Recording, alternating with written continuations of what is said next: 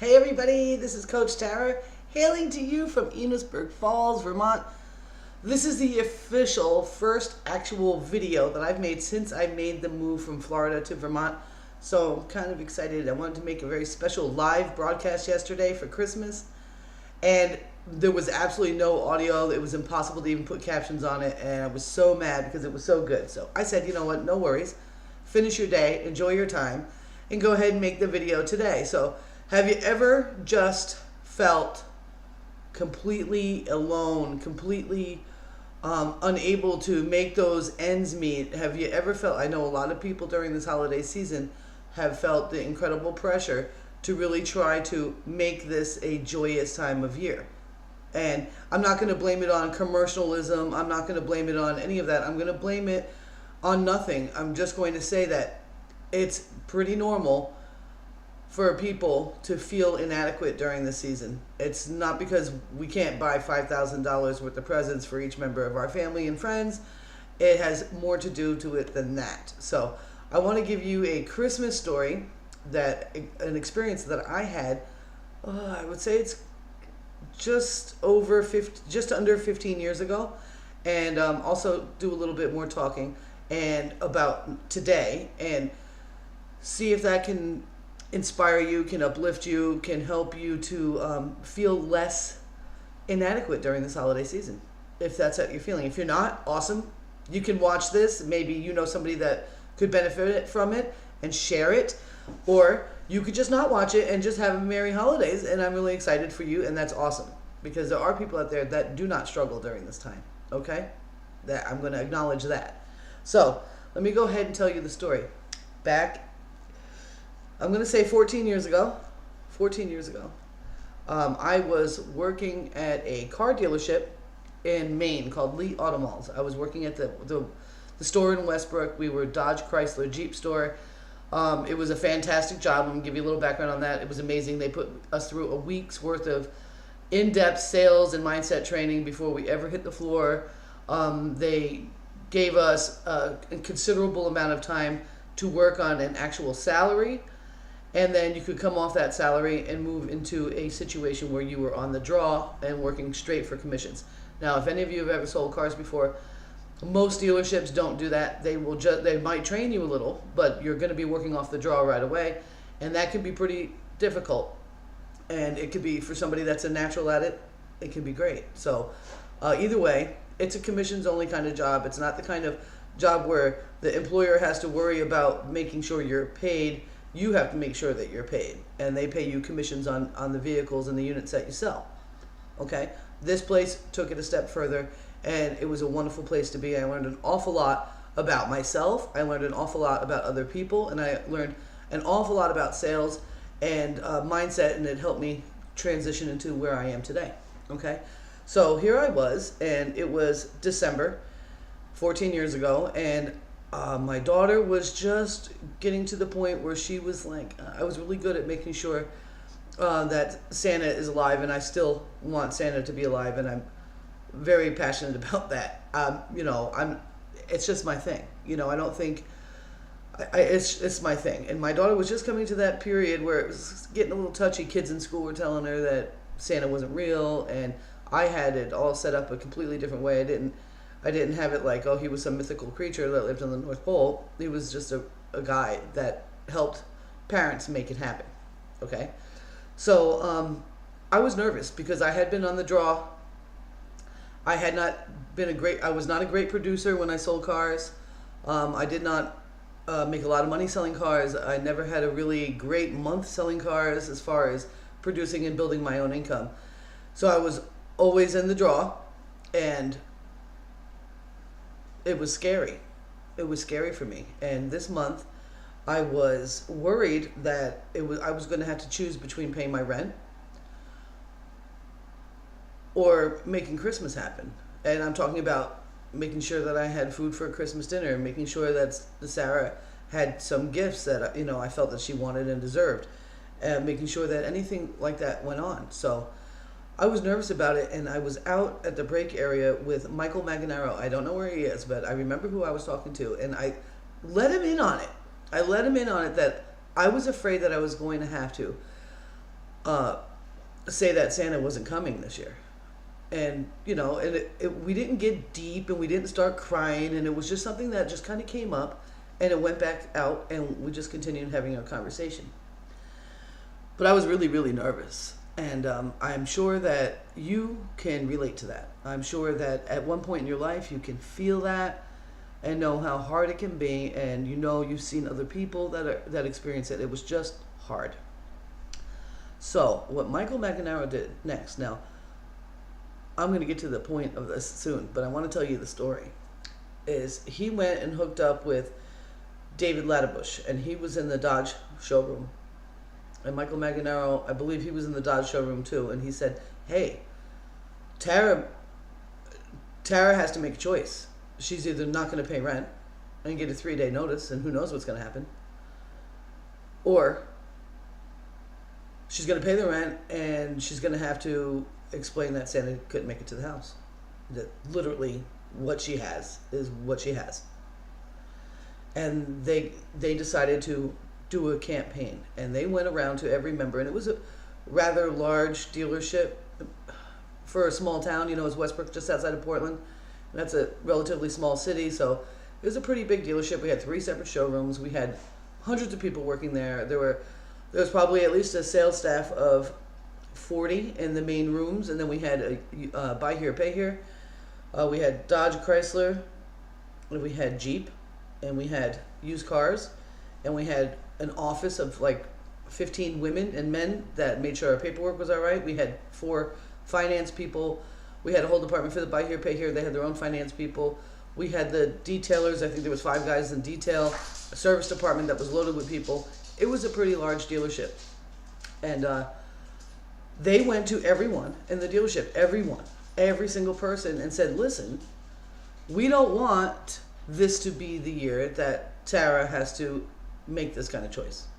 So if there's anything that you can do, we're doing a collection, and we'd like to make that happen because Christmas is like next week, and she's got to. I want to do this." So they went to everybody, and from the top management, Don Lee was our main manager. He's one of the brothers of the big family that own all the Lee auto malls. They have them all over the place in Maine, and I'm sure they still do. But what he did is he removed my draw. He made it a 0 draw, and everybody pitched in. Whether it was I wasn't the only car sales guy that wasn't doing really well. Even if it was like $2 for grabbing a cup of coffee, to people dropping $100 into it. It was crazy. Back at a day and a half or so later, maybe even a couple more. It may have been about 3 days, because I totally forgot that I had mentioned it. I was just stressed. Out at the break area, and David Latterbush walked around the corner, and the thing about that was I was like, "Why are you coming here?" Because all these guys that smoked at work didn't smoke at home, and I didn't want him to be one of those guys, because I couldn't understand how you could not tell people that you smoked, especially when you're married and whatnot. I used to be like, "What is going on?" And so I was like, "Don't you come out here, you don't need to be in this particular break area, He's like, "No, I just want to hang out, talk." And I was like, "Okay." And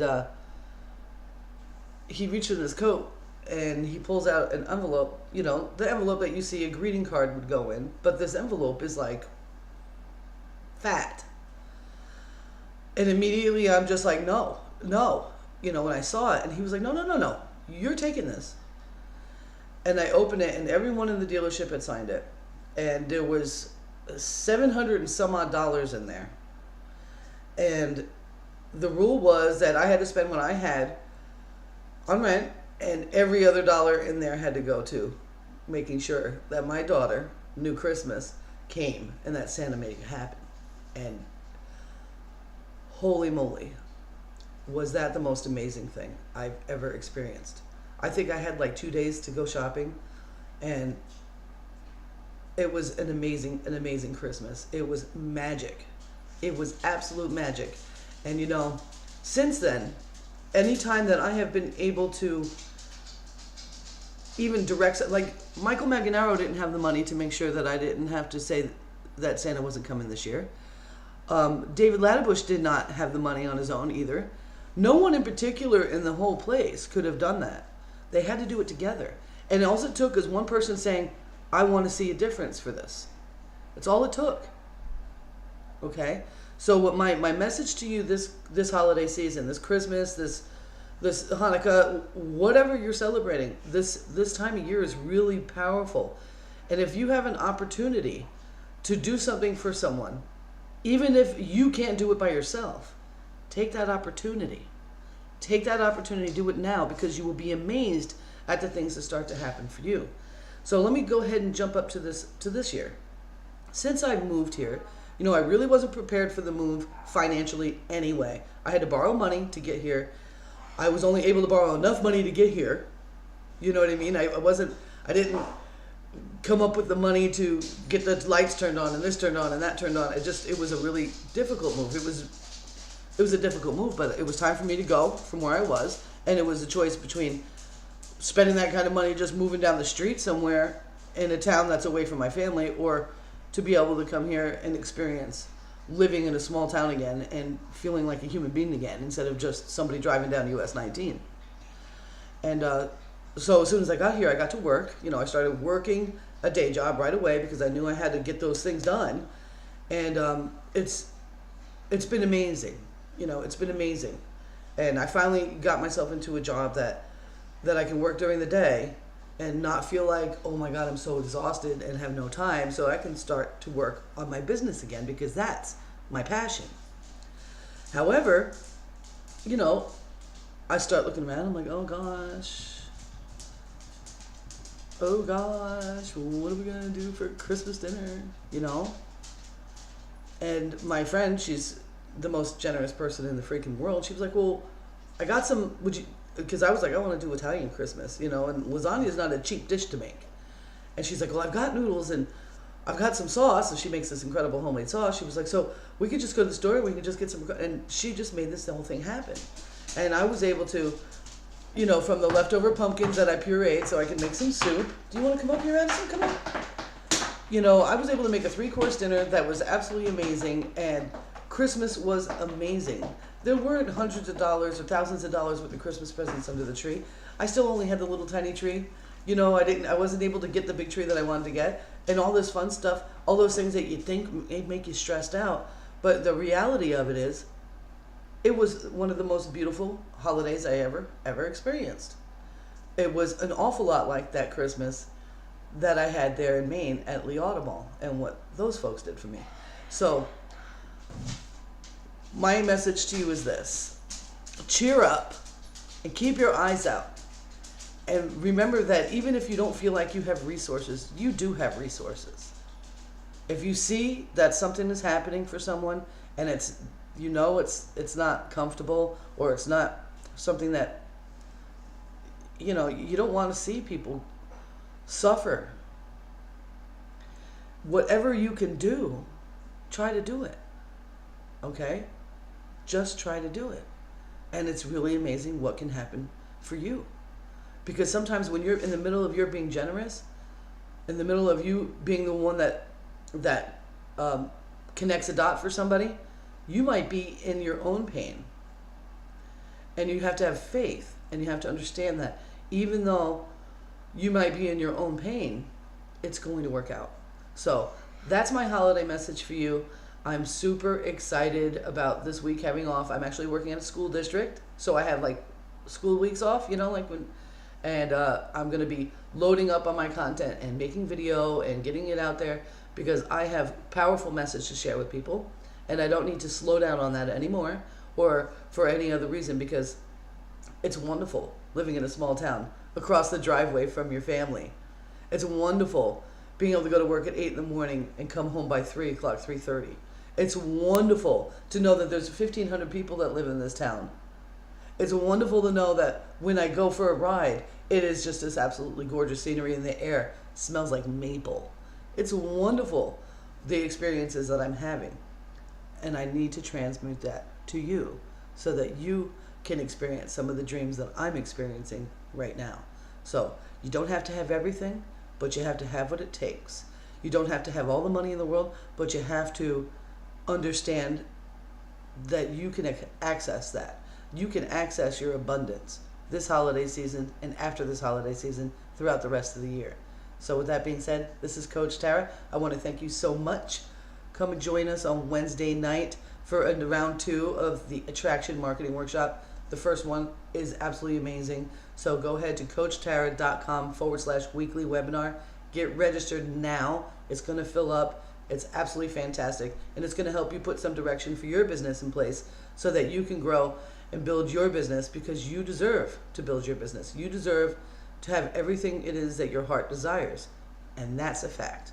I love you all very much. I'll see you on the other side. Peace.